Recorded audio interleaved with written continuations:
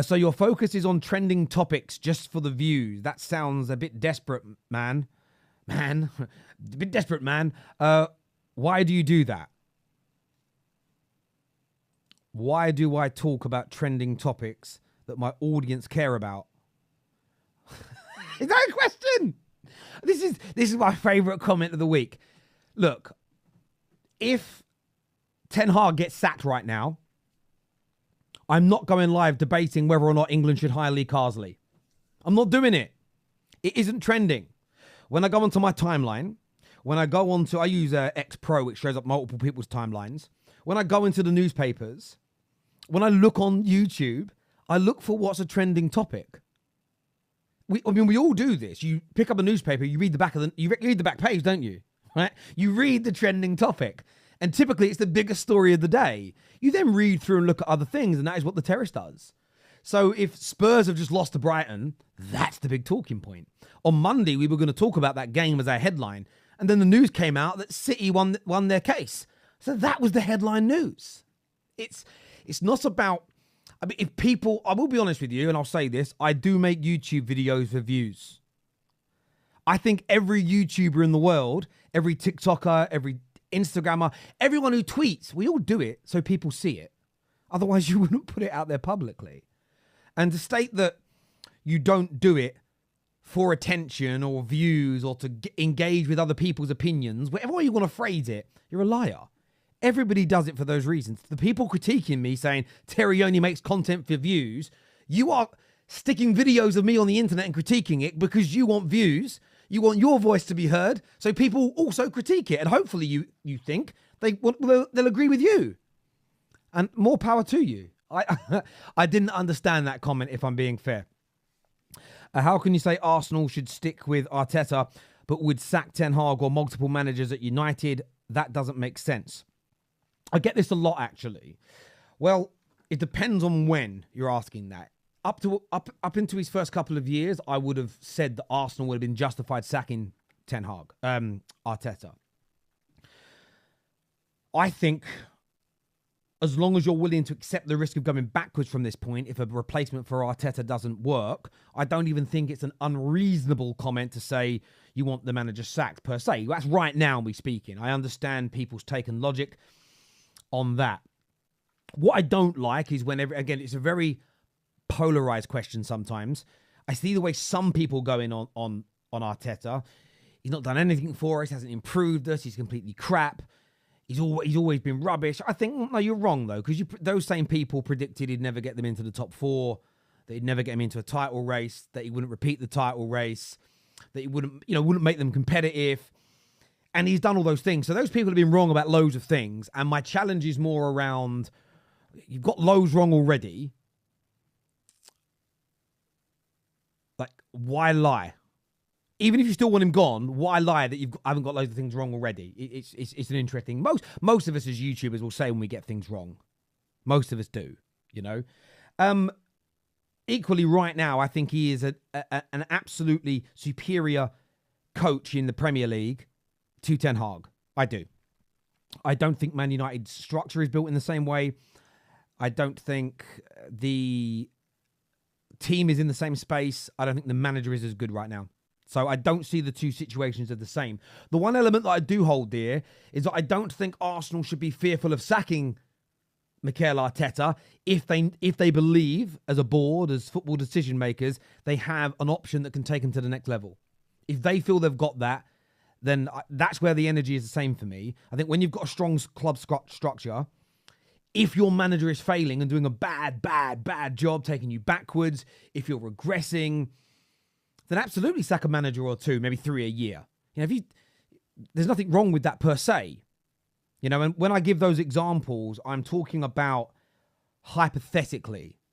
You get rid of Ten Hag, the new guy comes in and loses his first 8 games and looks even worse. I wouldn't be adverse to looking at the context, sacking him as an example. Somebody else comes in and does average till the end of the season. I wouldn't be adverse to sacking them. However, I think that's fundamentally different. Would I say sack 3 managers in a year if they were in a title race going neck to neck with one of the greatest English teams of all time in Man City? Probably not. So again, the scenarios are wildly different, but I appreciate your comment there. And as I say, I wanted to take some time to address this and give you my responses. I know some of you are still going to disagree. You're still going to say that I twerk for Arsenal. That's fine. That's your opinion. You don't need to watch. I know some of you are going to say that you don't think I believe what I say. Again, I'm not going to sit here and justify it. If you believe that, don't watch it. I'm not here to convince you and give you rationale as to I believe it. Please believe me. I'm not a liar. I know what I am. I sleep very, very well at night. If you don't like the content that I make and my team makes on the Football Terrace, you just don't need to watch us. It's free of charge. It doesn't impact your life. And nothing I say or do talking about football impacts you. If you unsubscribe and you block me, you'll never see my content again and it will never impact your life. I guarantee you. It has zero impact on your life. So you don't need to watch it. So I'm not going to justify any of that. I'm not going to justify my titles. That was another thing I had a lot of comments about, and Nick on his channel went into it. Again, I will not change the titles. I write the titles the way I want to write them. Stand by them. If you don't like them, again, why are you even watching? Why are you even here? How is it impacting your life? It really isn't. I'm not taking views away from anybody else. I'm not taking subscribers away from it. I'm not out here stealing people's businesses, stealing people's subscribers. Just don't watch. That's what I would say. And the final thing I want to speak about today is what happened to me on YouTube in the last couple of weeks. I had, the one thing that we've been trying to do on the Terrace now for a long time, it's crazy that I do this and get a lot of stick, but it's trying to create unity as best we possibly can. And we do the fan channel review show, and we feature all the content creators. We promote their content. We always push for them to, everybody to go and support their channels, and we will always endeavor to do that. Loads of people send us their stuff in every week, and a massive thank you to them.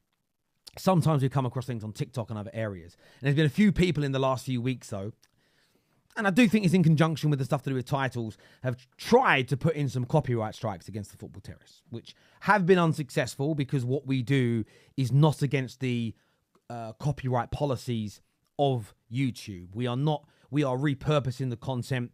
We are creating something new out of it.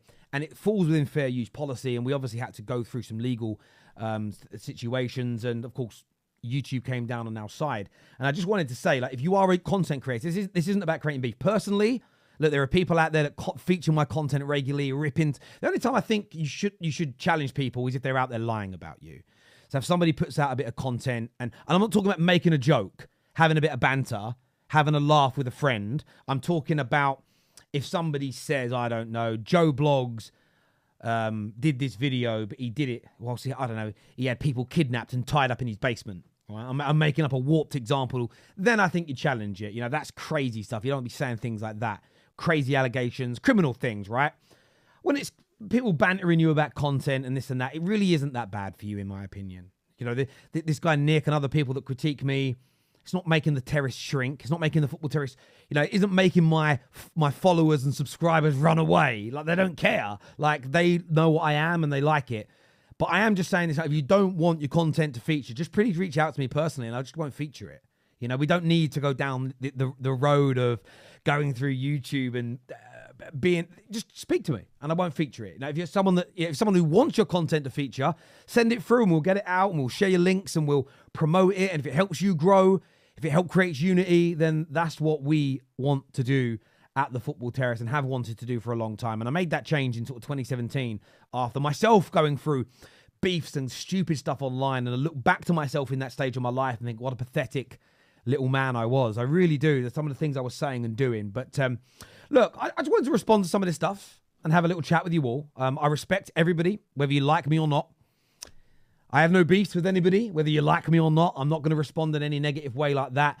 But I want to thank you. And even the comments I responded to were only people that are down as subscribers. If you're not a subscriber, I didn't bother respond. I don't quite know why you're here if you're not a subscriber and you don't watch my content. It's a bit strange, in my humble opinion. I haven't got the time of day to go and watch people's content I don't like, just to write, I don't like it.